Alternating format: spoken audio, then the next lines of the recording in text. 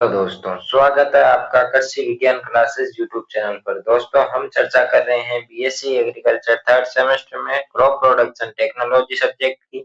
और इस सब्जेक्ट में हमने 50% सिलेबस पर चर्चा कर ली है और अब हम आगे का जो शेष 50% सिलेबस है उस पर हम चर्चा करने वाले हैं। तो आज का जो हमारा टॉपिक है वो काफी महत्वपूर्ण और मजेदार रहने वाला है। आज का जो हमारा टॉपिक है वो है काउपी यानी कि जो चौला है या जिसे हम लोबिया भी कह सकते हैं, उस फसल के बारे में हम चर्चा करने वाले हैं। ये एक दलहनी फसल है और ये एक खरीफ की फसल है। इस पर हम चर्चा करेंगे कि इसकी बुआई से लेकर कटाई तक हमें क्या-क्या ध्यान रखना चाहिए, वो सब हम आज की क्लास में चर्चा करने वाले हैं। यदि आप इस चैनल पर नए हैं और आपने अभी तक चैनल को सब्सक्राइब नहीं किया, तो चैनल को सब्सक्राइब करके बेल आइकन को प्रेस कर दें, ताकि जब भी एग्रीकल्चर बीएससी से रिलेटेड कोई भी स्टडी मटेरियल यूट्यूब पर अपलोड हो तो आपके पास नोटिफिकेशन सबसे पहले आए। और दोस्तों क्लास को अपने दोस्तों से भी शेयर किया करें ताकि वह भी उन्हें भी स्टडी मटेरियल मिल सके। चलिए हम बिना किसी देरी के हम आज का टॉपिक शुरू करते हैं। आज का जो हमारा टॉपिक है वो है चौला या जिसे हम लोबिया भी कह सकते हैं, काउपी भी कह सकते हैं। ये इसको अन्य नामों से भी जाना जाता है, जैसे काउपी हो गया या इंडियन किडनी बीन भी इसे कहते हैं, यानी जो किडनी के शेप के जैसा होते हैं इसलिए इसे किडनी बीन भी कहते हैं। ये इसके उपनाम हो गए या अन्य नाम भी हम कह सकते हैं, इन नामों से इसे जाना जाता है। यदि इसके बॉटनिकल नेम की बात करें तो इसका बॉटनिकल नेम होता है विग्ना अगुइकुलेटा, या हम इसे विग्ना साइनेंसिस भी कह सकते हैं। ये दोनों इसी के नाम होते हैं। ऑप्शन में यदि आपको अंगुइकुलाटा दिखता है तो वो भी सही होगा, यदि आपको विग्ना साइनेंसिस दिखता है तो वो भी इसको करेक्ट माना जाएगा। इसलिए आपको दोनों के वैज्ञानिक नाम दोनों याद रखने कि एक तो होता है विग्ना साइनेंसिस और एक होता है विग्ना अगुइकुलाटा। इसका जो ओरिजिन स्थल है वो है सेंट्रल अफ्रीका यानी मध्य अफ्रीका। जो फैमिली है इसकी वो फेबेसी है यानी लेगुमिनेसी कुल का है। और फेबेसी इसकी दिलेनी कुल ये का ये की दिलेनी कुल की ये फसल है।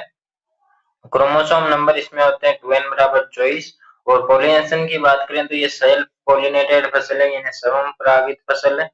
ओरिजिन ऑफ काउपी यानी कि लोबिया की उत्पत्ति। लोबिया की उत्पत्ति जो है वो सेंट्रल अफ्रीका से मानी गई है। इथोपिया सूडान क्षेत्र यानी कि ये एक क्षेत्र है मध्य अफ्रीका में, वहां से इसकी उत्पत्ति मानी गई है। कि आपसे ज्यादातर यही पूछा जाता है मध्य अफ्रीका तक। ये भी आपको याद रखना है कि यदि आपसे अफ्रीका में क्षेत्र पूछ ले तो इथोपिया, इथियोपिया, सूडान क्षेत्र आपको याद रखना है, सूडान आपको याद रखना है। ये खाद्य व चारे के लिए उगाई जाने वाली सबसे पुरानी दलहनी फसलों में से एक है, यानी कि जो प्राचीन फसलों में से जो दलहनी फसलें थी जो चारे और खाद्य हैं, खाने और चारे के लिए उगाई जाती थी, उनमें से एक है। बहुत पुराने समय से ये उगाई जा रही है। इसके यदि जोग्राफिकल डिस्ट्रीब्यूशन की बात करें यानी भौगोलिक वितरण की बात करें तो ये भारत के साथ साथ अनेक देशों में भी उगाई जाती है। उनमें जो मुख्य उत्पादक जो देश है वो है नाइजीरिया, भारत, ब्राजील, अमेरिका और सूडान, जो कि एक अफ्रीका का एक क्षेत्र है सूडान। वहां पे ये जो फसल है जो दलहनी फसल है लोबिया, वो यहाँ पे अच्छे जो प्रमुख उत्पादक देशों में से ये यहाँ पे गिनी जाती है और इनमें अच्छी खासा उत्पादन भी होता है। यदि भारत में राज्यों की बात करें यानी भारत में उत्पादक राज्यों की बात करें यानी किन किन राज्यों में लोबिया की खेती होती है तो पहला आता है उत्तर प्रदेश, महाराष्ट्र, कर्नाटक, राजस्थान, आंध्र प्रदेश। ये कुछ प्रमुख उत्पादक देश राज्य हैं, सॉरी भारत के राज्य हैं जिनमें लोबिया की खेती की जाती है, चौले की खेती की जाती है। इकोनॉमिक इंपोर्टेंस की बात करें यानी आर्थिक महत्व की बात करें तो लोबिया एक बहुउद्देशीय दलहनी फसल है। उपयोग इसका दाल के रूप में भी हम कर सकते हैं यानी पल्स के रूप में, वेजिटेबल के रूप में, फोडर यानी चाले के रूप में और ग्रीन मैन्योर यानी हरी खाद के रूप में इसका प्रयोग कर सकते हैं। तो देखिए जो लोबिया होता है उसका कितना उपयोग होता है आर्थिक महत्व में भी, यानी कि इसका हम दाल के रूप में भी प्रयोग करते हैं, इसका हम सब्जी भी बनाते हैं। दूसरा इसको जो फसल का जो चारा होता है, पाउडर होता है, उसे हम पशुओं को भी खिलाते हैं। और लास्ट इसका जो उपयोग है वो ग्रीन मैन्योर यानी हरी खाद के रूप में भी करते हैं। ये जैविक नाइट्रोजन स्थिरीकरण द्वारा मृदा उर्वरकता बढ़ाती है, यानी कि ये लेग्यूमिनेसी की फसल है इसलिए नाइट्रोजन स्थिरीकरण करके मृदा की जो उर्वरकता शक्ति होती है उसे बढ़ाती है, जिससे क्या होता है उत्पादनता भी बढ़ती है और टिकाऊ खेती को भी बढ़ावा मिलता है। सूखा सहनशील फसल है, बरसाती खेती के लिए उपयुक्त है, यानी कि जो लोबिया की जो फसल है वो सूखे के प्रति से प्रतिरोधी होती है यानी सहनशील होती है। सूखा को लंबे समय तक बिना पानी के भी अपना जो पर्याप्त उत्पादन है वो दे सकती है, उपज दे सकती है। इसे ज्यादा पानी की आवश्यकता नहीं होती।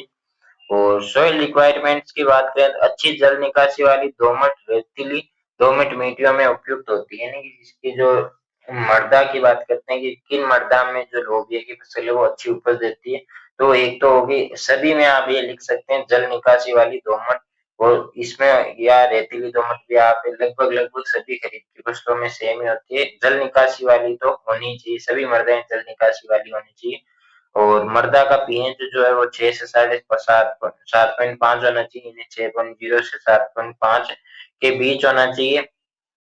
और ये कम उर्वरक और अम्लीय मृदा को सहन कर सकती है, लेकिन भारी चिकनी मिट्टी उपयुक्त नहीं है, यानी कि भले मृदा थोड़ी उर्वरक कम हो, भले अम्लीय मृदा हो, उसको ये सहन कर लेगी, लेकिन ये भारी चिकनी मृदा नहीं होनी चाहिए। उसमें क्या है कि इसकी जो जड़ें होती है वो नहीं जा सकती है, और जो फसल है वो अच्छी उपज नहीं दे सकती है, तो ये इसके लिए भारी जो चिकनी मृदा होती है वो इसके लिए उपयुक्त नहीं मानी जाती है। किस फसल के लिए उपयुक्त नहीं मानी जाती है, तो वो है लोबिया या चौला, जिसे हम आज के क्लास में चर्चा कर रहे हैं।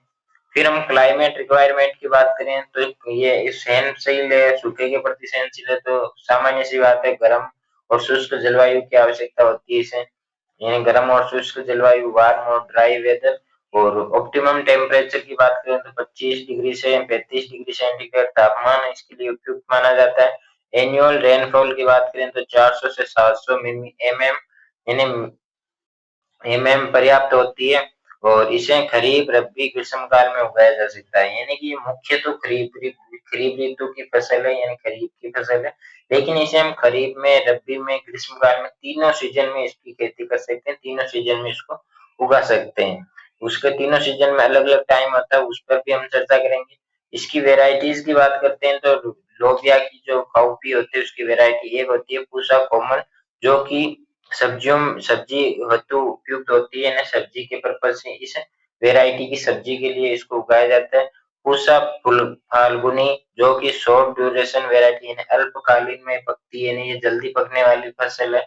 इसकी फसल की वेराइटी है लोबिया की जो जल्दी पकती है, पूसा फाल्गुनी। फिर आता है रशियन जॉइंट यूपीसी 5286, जो कि हाई याल्ड यानी कि हाई उपज वाली उच्च उत्पादन क्षमता वाली ये वेराइटी है। दो वेराइटी है, एक तो रशियन जॉइंट, एक है यूपीसी 5286।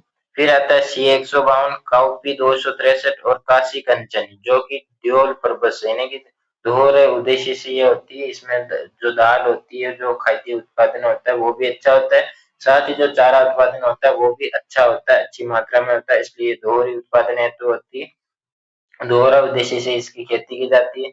कल्चर प्रैक्टिस की बात करें यानी कृषि अभ्यास की बात करें तो सबसे पहले हमें खेत की तैयारी करनी चाहिए। खेत की तैयारी में हमें एक दो बार जुताई करके समतलीकरण कर देना चाहिए, इसमें ज्यादा भू परिष्करण की क्रिया नहीं की जाती है, ज्यादा खेत में जो जुताई है वो भी नहीं की जाती है, सामान्य सी एक से दो जुताई करके उसे समतल कर देना चाहिए। फिर सोइंग टाइम की यानी बुआई के समय की बात करते हैं तो इसके लिए बुआई का समय अलग अलग ऋतु में अलग अलग होता है, जैसे कि ये तीनों सीजन में उगाई जाती है, खरीफ रबी और समर जो होती है, जो ग्रीष्मकाल होता है उसमें भी ये उगाई जाती है।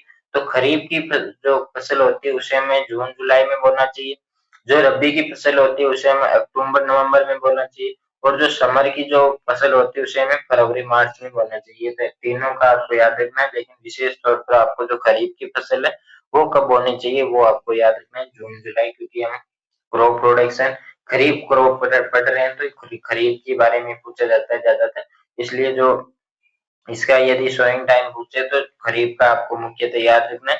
सीड रेट की बात करें यानी जो बीज दर होता है 20 से 25 किलोग्राम प्रति हेक्टेयर दाने के उत्पादन के लिए, यानी अनाज उत्पादन के लिए, और चारा उत्पादन के लिए यही 30 से 40, यानी कि जो चारा उत्पादन है उसके लिए 30 से 40 केजी प्रति हेक्टेयर, ये आपको याद रखना है। हेक्टेयर चारा उत्पादन फॉडर पर्पज के लिए, और चारे जो अनाज के लिए 20 से 25 किलोग्राम, या इसे जो 15 से 20 भी कर सकते हैं, 20 से ये मिनिमम यहाँ पे लिखा है, ऑप्शन में इतने नजदीक नजदीक नहीं आते हैं, इसलिए आपको वहां पे सही कर देना है। और स्पेसिंग की बात करें यानी दूरी की बात करें तो स्पेस की तो 30 से 45 सेंटीमीटर इंटू 10 से 15 सेंटीमीटर इसकी दूरी रखनी चाहिए। फर्टिलाइजर डोज की बात करें तो 20:40:20, यानी कि 20 किलोग्राम नाइट्रोजन, 40 किलोग्राम जो एनपीके यानी फास्फोरस और 20 किलोग्राम पोटाश इसे देना चाहिए। साथ में जो राइजोबियम कल्चर होता है वो इससे भी इसे उपचार करना चाहिए या ये भी इसे देना चाहिए। इरिगेशन की बात करें तो 2 से 3 इरिगेशन डिपेंडेंट ऑन सीजन, यानी कि ये उस पर निर्भर करती है कि आप किस ऋतु में इसे बीज रहे हो, यानी खरीफ की है या रबी की है या आप गर्मियों में इसे बुआई कर रहे हो, तो उसके हिसाब से आपको 2 से 3 सिंचाई करनी चाहिए। आवश्यकता पड़े तो, नहीं तो ये वर्षा आधारित होती है। वीड कंट्रोल की बात करें तो निराई गुड़ाई करनी चाहिए और 20 से 25 दिन बाद एक बार निराई करनी चाहिए, यानी कि जो हमें बुआई करते हैं उसके जब 20 से 25 दिन बाद उसकी निराई गुड़ाई करनी चाहिए। खरपतवार नाशी का भी आप प्रयोग कर सकते हैं। यदि उत्पादन क्षमता की बात करते हैं, यानी उत्पादन क्षमता, तो अनाज उत्पादन इसका जो होता है वो होता है 10 से 15 क्विंटल प्रति हेक्टेयर, यानी कि अनाज कितना होता है इससे 10 से 15 क्विंटल प्रति हेक्टेयर होता है। और जो चारा होता है, जो ग्रीन फॉडर, जो हरा चारा होता है, वो होता है 200 से 250 क्विंटल प्रति हेक्टेयर। और सब्जी उत्पादन जो होता है वो होता है 60 से 100 क्विंटल प्रति हेक्टेयर, यानी सब्जी उत्पादन वाली जो हमने वैरायटी देखी थी उस हिसाब से जो इसकी उत्पादन क्षमता होती है वो होती है 60 से 100 क्विंटल। और जो अनाज का है वो आपसे पूछा जाएगा 10 से 15 क्विंटल। और चारा 200 से 250 क्विंटल प्रति हेक्टेयर होता है, ये आपको याद रखना है। ये हमारी एक सामान्य सी फसल थी काउपी, जिसे हम चौला भी कहते हैं, जिसे हम लोबिया भी कहते हैं, जिसे हम इंडियन किडनी बीन भी कहते हैं, जिसका वैज्ञानिक नाम था विग्ना साइनेंसिस या विग्ना अंगुइकुलाटा। उत्पत्ति स्थान था इसका अफ्रीका, कुल था इसका लेग्यूमिनेसी या फेबेसी। तो इसकी बीज दर थी 15 से 20 या 20 से 25 किलोग्राम प्रति हेक्टेयर। चारे के लिए 30 से 40 किलोग्राम प्रति हेक्टेयर। और पॉलिनेशन टाइप था इसका सेल्फ पॉलिनेटेड। और साथ ही बात करें इसकी गुणसूत्र संख्या तो 24 इसकी गुणसूत्र संख्या थी, क्रोमोसोम नंबर थे। ये हमारा आज का सामान्य सा टॉपिक था। आई होप आपको टॉपिक अच्छा लगा होगा, क्लास सारा टॉपिक समझ में आया होगा। यदि आपको क्लास अच्छी लगी हो तो क्लास को लाइक करके प्यारा सा कमेंट करें, और कोई डाउट हो तो भी आप कमेंट बॉक्स में कमेंट कर सकते हैं। और जो पुराने पेपर है की पीडीएफ जो है वो आपको व्हाट्सएप ग्रुप में मिलेगी। व्हाट्सएप ग्रुप की लिंक डिस्क्रिप्शन में दी गई है, तो आप वहां से ऐड हो सकते हैं। और चैनल को सब्सक्राइब करके बेल आइकन को प्रेस कर दें, ताकि नेक्स्ट लेक्चर जब भी अपलोड हो तब आपके पास नोटिफिकेशन सबसे पहले आए। तो जल्दी मिलेंगे नेक्स्ट क्लास में, तब तक के लिए धन्यवाद। जय जवान जय किसान।